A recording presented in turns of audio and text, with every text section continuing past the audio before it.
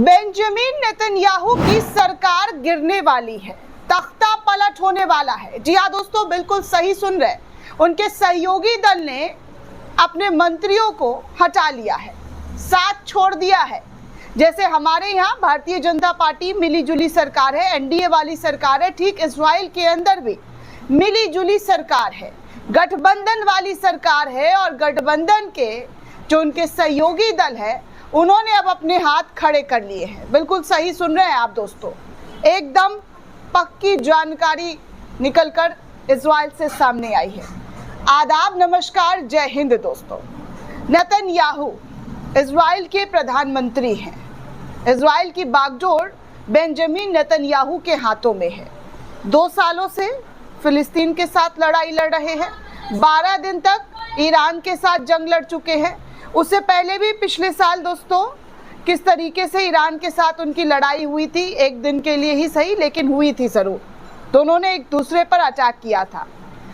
और तो और नेतन्याहू की सरकार, नेतन्याहू की सेना यमन और हिजबुल्लाह के साथ भी जंग लड़ रही है, और अब तो सीरिया के साथ भी लड़ाई शुरू हो गई है दोस्तों। ऐसे में बेंजामिन नेतन्याहू पूरी तरीके से घिर चुके हैं। पूरी दुनिया में उनके गिरफ्तारी की मांग तक हो रही है कि बेंजामिन नेतन्याहू को गिरफ्तार किया जाए। वो एक ऐसे प्रधानमंत्री हैं जिनका हाथ खून से रंगा हुआ है। 60,000 से ज्यादा गाजावासियों के खून से बेंजामिन नेतन्याहू का हाथ रंग चुका है। अब ऐसे में इन सब को देखते हुए इजराइल के अंदर भी बड़ी तादाद में बेंजामिन नेतन्याहू का विरोध हो रहा है दोस्तों। बड़े लेवल पर यहूदी जो है बेंजामिन नेतन्याहू से इस्तीफे की पेशकश कर रहे हैं। जब सीज फायर हुआ था तब से लेकर अब तक कई बार इजराइल की सड़कों पर विरोध प्रदर्शन देखा गया। अब ऐसे में नेतन्याहू की सरकार गिरने वाली है, क्योंकि 2 पार्टियों का सपोर्ट जो है नेतन्याहू ने खो दिया है। उनके सहयोगी जो है, जो मिली जुली सरकार है, वो उनसे अलग हो चुके हैं, उनकी राह अलग हो चुके हैं। उन्होंने साफ तौर पर नेतन्याहू से अपना समर्थन वापस ले लिया है। आपको पूरी जानकारी आंकड़ों के साथ दूंगी कि कैसे इस वक्त नेतन्याहू की सरकार खतरे में पड़ चुकी है। उनका तख्ता पलट किसी भी वक्त हो सकता है, ऐसी जानकारी निकलकर सामने आ रही है। दरअसल दोस्तों, इजराइल की राजनीति में इस हफ्ते बड़ा घटनाक्रम देखने को मिला है। प्रधानमंत्री बेंजामिन नेतन्याहू की सरकार को समर्थन देने वाली अल्ट्रा ऑर्थोडॉक्स पार्टी साश ने सरकार से अपने मंत्री हटा लिए हैं। इससे पहले मंगलवार को यूनाइटेड टोरा जियोडिस यानी कि यूटीजी पार्टी भी गठबंधन से बाहर आ चुकी है। अब इसके बाद नेतन्याहू सरकार पर खतरा मंडराने लगा है। यूटीजी पार्टी जो कि 2 गुट डिगेल हा तोहार और अगुदात इजराइल से मिलकर बनी हुई है, मंगलवार को सरकार से अलग हो गई है। पार्टी के 7 में से 6 सदस्यों ने इस्तीफा भी दे दिया है। वो सेना में जबरन भर्ती को लेकर विरोध कर रहे थे कि किस तरीके से इजराइल के अंदर सेना में जबरदस्ती जो है भर्ती किया जा रहा है। धार्मिक समुदाय लंबे समय से चाहता है कि उनके युवाओं को सैन्य सेवा से छूट मिले। ये लगातार उनके सहयोगी पार्टियों के जरिए कहा जा रहा था। जब नेतन्याहू सरकार ने उनकी बात नहीं मानी, उनकी चीज़ों को नहीं सुना, तो उनके सहयोगी दल ने इस्तीफा दे दिया। आपको बता दूं कि सॉस के इस्तीफे के बाद अब नेतन्याहू के पास केवल 50 सांसदों का ही समर्थन बचा है, जबकि संसद में बहुमत के लिए 61 सीट जरूरी होती है। यानी अब नेतन्याहू की सरकार अल्पमत में आ गई है। आप समझ सकते हैं कि नेतन्याहू को 61 सांसदों की जरूरत है, लेकिन नेतन्याहू के पास अब सिर्फ और सिर्फ 50 सांसद मौजूद है। इनमें नेतन्याहू की सरकार जो है पूरी तरीके से अल्पमत में है। 11 सांसदों की जरूरत है नेतन्याहू को, लेकिन अब उनके पास नहीं है, क्योंकि उनके सहयोगी दल ने उनका जो है साथ छोड़ दिया है।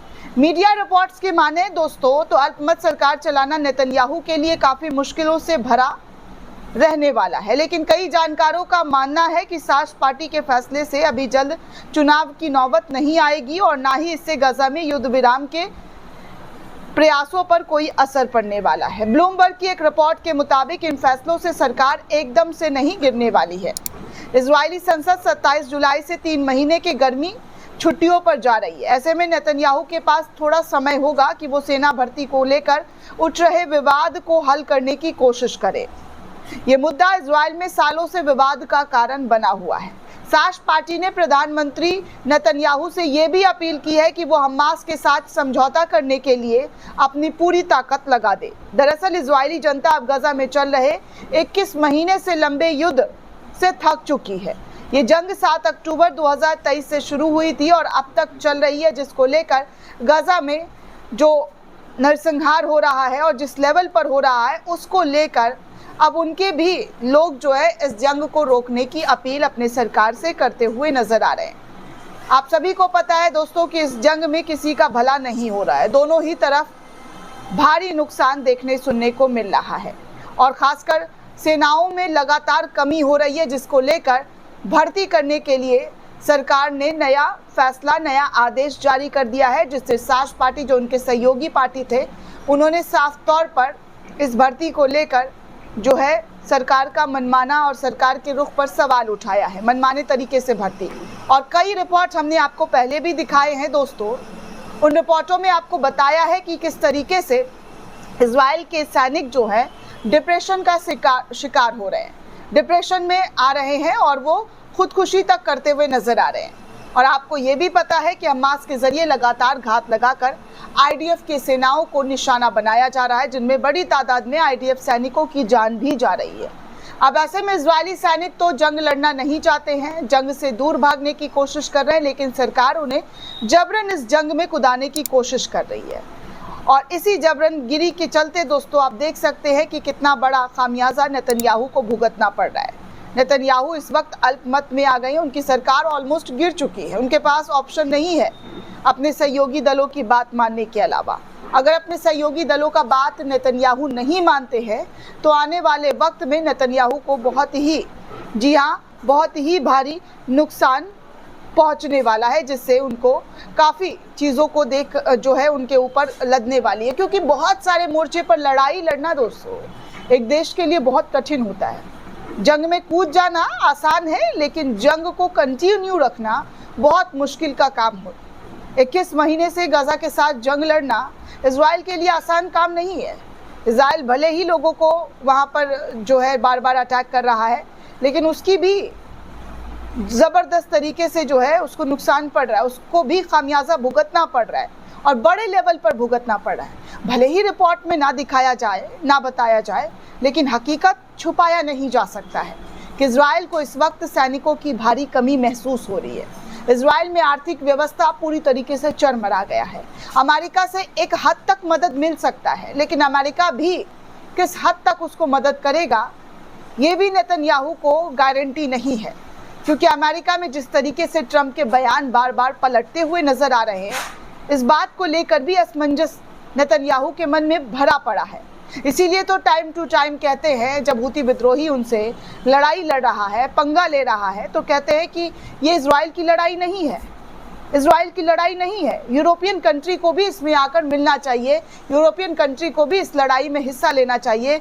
हूती से वो अकेले नहीं लड़ सकते हैं, हूती से अकेले नहीं निपट सकते हैं। तो ये सब कुछ दोस्तों देखने सुनने को मिल रहा है और नेतन्याहू सरकार आगे कितने दिन टिकने वाली है ये तो पता नहीं, लेकिन फिलहाल ना टिकने की कई सारी वजह है, क्योंकि उनके सहयोगी दलों ने उनसे सपोर्ट छीन लिया है, उनके पास सांसदों की कमी है और सरकार गिर चुकी है, ऑलमोस्ट गिर चुकी है, क्योंकि 50 सांसद में सरकार नहीं चल सकते हैं। उनके लिए 61 सांसदों की ज़रूरत है और 61 सांसद नेतन्याहू के पास नहीं है। दोस्तों इस पूरे रिपोर्ट को लेकर आप क्या सोचते हैं, आपकी क्या प्रतिक्रिया है, हमें कमेंट करके ज़रूर बताइएगा। साथ ही साथ चैनल को ज़्यादा से ज़्यादा लाइक, शेयर और सब्सक्राइब करना बिल्कुल भी ना भूलें। शुक्रिया दोस्तों।